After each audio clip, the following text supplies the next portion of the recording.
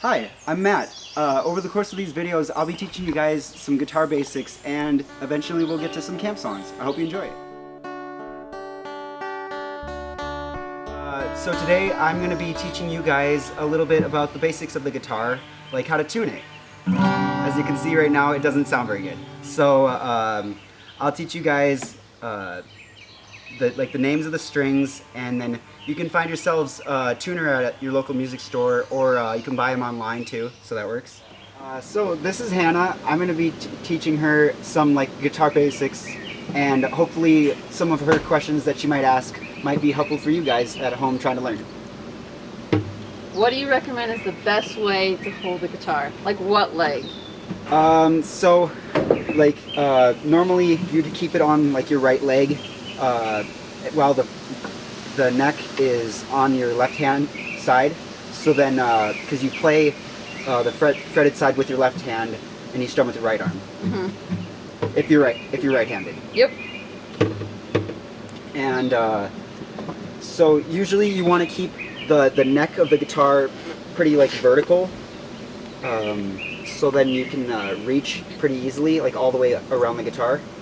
Because sometimes people will like to have it like this so they can see the fretboard, which, while it's helpful to see, it's not always helpful to be able to play well. So you want to try to keep it as vertical as possible. Okay, so there's a bunch of different types of tuners. This is like a clip-on tuner. Basically, you will just clip that right on the top. You can either have it in the front or in the back. I usually can have it in the back, but it doesn't really matter. Push the button to turn it on, and then each of your strings are tuned to E, A, D, G, B, E. It's not it's something that you'll learn over time. It's not something you just have to instantly remember. Okay. You're gonna strum the first low string. That's your E string. So see how the bar is behind it? Mm-hmm. You want to get it so that it's lined up. If it's to the left, that means it's low, and you want to tighten it to make it a higher pitch. And so this is this first one? Yep, just follow it up to there, and you'll tighten the string.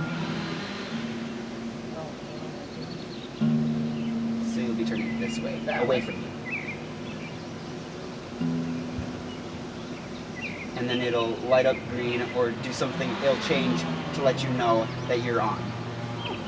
And then you can go through all the strings. Now we can try to get on to playing some notes and some chords and stuff like that, hopefully. Sweet.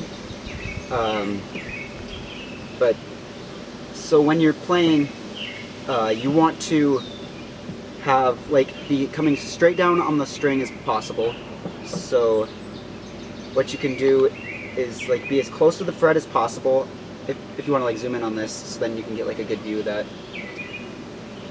So basically all you need to do is press down enough to get the string to touch the metal fret. These are frets, and then the space in between, this would be the first fret, this would be the second fret, third fret, fourth fret, and so on. Does that make sense? Yep. Do you want to try you play the third fret on your high E string, so the little string. It's right about there? Yep. Just the last string? Yep. And the part of your finger that you'll use is you want to use the pad, the meaty part of the finger that you would just so then you can get good contact on it. You don't have to push down hard or anything, just enough to get it to get good contact with the metal. So you want it to touch it like that? Yep. Is that too hard? Oh, that was... Yep, that works. And also I'm using a pick, so I'm getting a clear, a louder, clear sound. So now I'm going to actually teach you how to hold a pick. Okay. So basically, you think of it like it's horizontal with your, it's perpendicular with the point. So you can have it your thumb rest along it, and then I'll usually use my pointer finger to rest behind it. And then you can angle it different ways depending on how you need it. But for your case, you're just going to be strumming. You're not going to be doing individual strings and stuff like that. Mm-hmm. So you just want to, you don't even actually need to use a lot of the pick, just enough so then you're gliding over the strings. You don't have to push into them at all, just glide over them.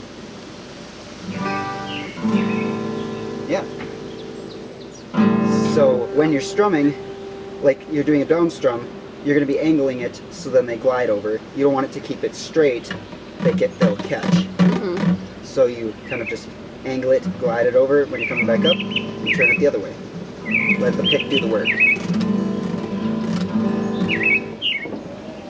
So when you're strumming, do you go in like the middle of the fret, or where do you position it at within the fret? Does it matter? So basically what you're going to be doing is you want to get as close to the metal fret without actually touching it. You can touch it, but the difference between, so I'll show you like a difference between like in the middle, if you're pushing in the middle, you have to push slightly harder than if you would if you're closer, because you just need to get the string to touch the metal fret. Okay. So, but you don't touch the metal fret. So like you can actually touch it like and get a clear sound. The difference is if you're sitting on top of it, see how it's muted? Yeah. And it doesn't sound clean?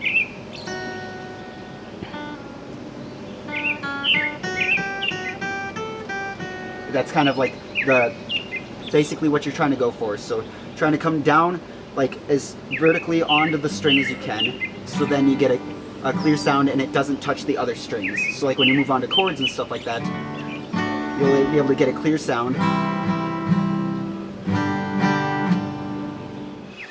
Hey guys, thanks for joining us. Hope to see you guys in the next video. See you around.